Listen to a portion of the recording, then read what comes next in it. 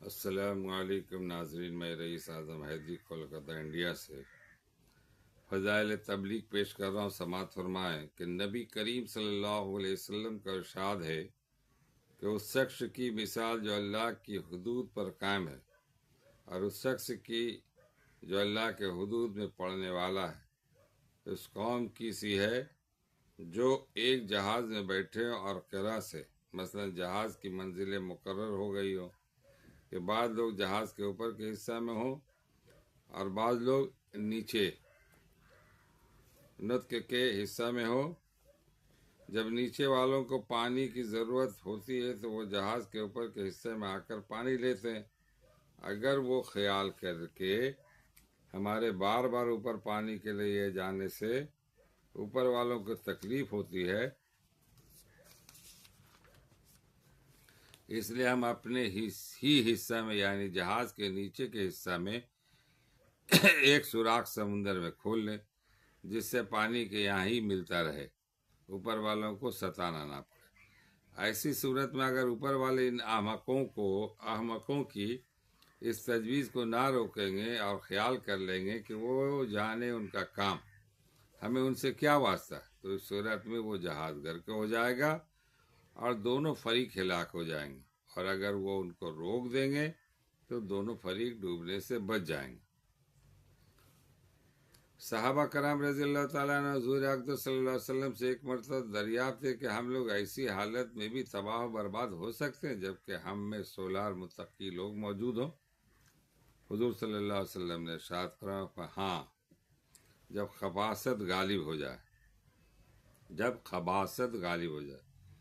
اس وقت مسلمانوں کی تباہی بربادی کے ہر طرف گیت گائے جا رہے ہیں اور اس پر شور مچایا جا رہا ہے، نئے نئے طریقے ان کے اصلاح کے واسطے تجویز کیے جا رہے ہیں، مگر کسی روشن خیال تعلیم جدید کے شیدائی کی تو کیا کسی تاریخ خیال مولوی صاحب کی نظر اس طرف نہیں جاتی کہ حقیقی طبیب اور شفیق مربی نے کیا مرض تشخیص فرمایا اور کیا علاج بتایا ہے اور اس پر کس درجہ عمل کیا جا رہا ہے؟ کیا اس ظلم کی کچھ انتہا ہے کہ جو سبب مرض ہے، جس سے مرض پیدا ہوا ہے، وہی علاج تجویز کیا جا رہا ہے کہ دین کی ترقی کے لیے دین و اسباب دین سے بے توجہی کی جا رہی، اپنی ذاتی رائیوں پر عمل کیا جا رہا ہے، تو یہ مریض کل کی جگہ آج ہلاک نہ ہوگا تو کیا ہوگا؟ اب اس حدیث سے یہ بات سمجھ لیں کہ جو مرض ہے اس کی تحقیق کیا ہے۔ آج لوگ نئے نئے طریقے، نئے نئے ایجاد، نئی نئی باتیں، نئے نئے معاملات لاتے ہیں کہ یہ اصل معاملہ یہ ہے کہ سب سے پہلے ایمان لائیں اور ایمان کے راستے پہ چلیں، جو اللہ کے اور اللہ کے رسول نے بتایا ہے اسی میں فلاح ہے۔ اوپر والی مثال سے آپ سمجھ جائیے کہ احمق نادان اگر وہ کشتی کو چھیدا کر کے سوراخ کر کے پانی لے تو کیا ہوگا؟ تو آج معاشرے کا حال یہی ہے کہ چند لوگ جو پورے بستی، پورے محلے، پورے انجمن، پورے ادارے کو تباہ و برباد کر رہے ہیں۔ چند لوگ، ہر ادارے، ہر کمیٹی میں جا کے دیکھے وہی ہے لوگ۔ اس کو اگر آپ لوگ نہیں روکیں گے تو وہ کیا ہوگا؟ وہ ادارہ برباد ہو جائے گا، وہ انجمن برباد ہو جائے گی، وہ علاقہ برباد ہو جائے گا، وہ محلہ برباد ہو جائے گا۔ اب اس کا علاج یہ ہے کہ اس کو صحیح طریقے سے سمجھا کے بجھا کے دین کی تاریخ جو حق ہے، جو سچ ہے، اس بات کو لایا جائے، مگر اس بات کو ماننے کے لیے لوگ تیار نہیں۔ آج کل لوگ 95% سیلفش ہو گئے، خود غرض ہو گئے، بس وہ چاہتے ہیں کہ ہمارا معاملہ ہے۔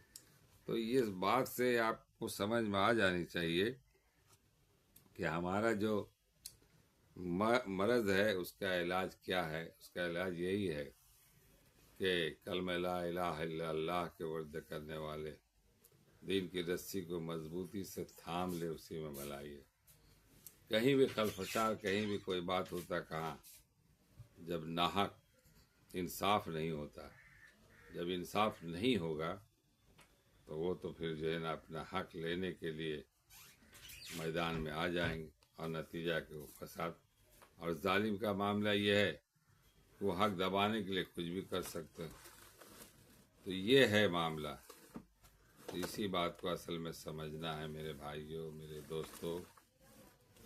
بہت سوچنے اور سمجھنے کی بات ہے۔ آج پوری دنیا دنیا جو ہے نا خلفشار میں ڈوبی ہوئی، پوری امت برباد ہو رہی ہے، اور آج ایسا کوئی بھی آدمی نظر نہیں آتا ہے، گھر سے لے کے محلہ، محلے سے لے کے شہر، شہر سے لے کے پورے عالم تک، کہ اس بات کو اس پر روشنی ڈالے۔ میں تو بہت قریب سے دیکھتا ہوں، بولنا نہیں چاہیے، کہ جس کو بھی دیکھا تو وہ ایک شعر ہے ہمارے دوست کی کہ دوری میں حسن کا چہرہ اختر لگا مجھے، اور دیکھا قریب جا کے تو پتھر لگا مجھے۔ اس کا کردار، اس کا اخلاق، اس کے بعد اس طرح کے من آئے جو من اندر سے نفرت ہوتی ہے کہ یہ آدمی سادے اجلے کپڑے پہننے والے، چمچماتی کار میں چلنے والے، فلک بوس عمارت میں رہنے والے، اپنے آپ کو چہرہ مہرہ بھی بنا کے رکھنے والے، اس کا یہ حال یہ ہے۔ عمل سے زندگی بنتی ہے، جنت بھی جہنم بھی، یہ خاکی اپنی فطرت میں نہ نوری ہے۔ تو یہاں پر ایک بات یہ اللہ کے رسول صلی اللہ علیہ وسلم نے بتا دیا کہ جہاں خباثت غالب ہو جائے وہ علاقہ تباہ ہو جائے گا، وہ محلہ تباہ ہو جائے گا۔ تو اس کو ہم لوگوں کو سمجھنا چاہیے۔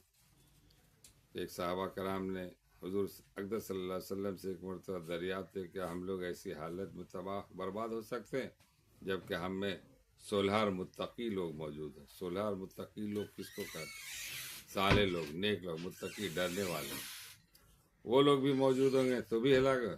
تو حضور صلی اللہ علیہ وسلم نے ارشاد فرمایا کہ ہاں، جب خباثت غالب ہو جائے، ان کے اندر کی جو ہے نا وہ باتیں آ جائے اور انصاف نہیں کرنے والے ہوں گے اور دین کے راستے پر صحیح طریقے سے نہیں چلیں گے۔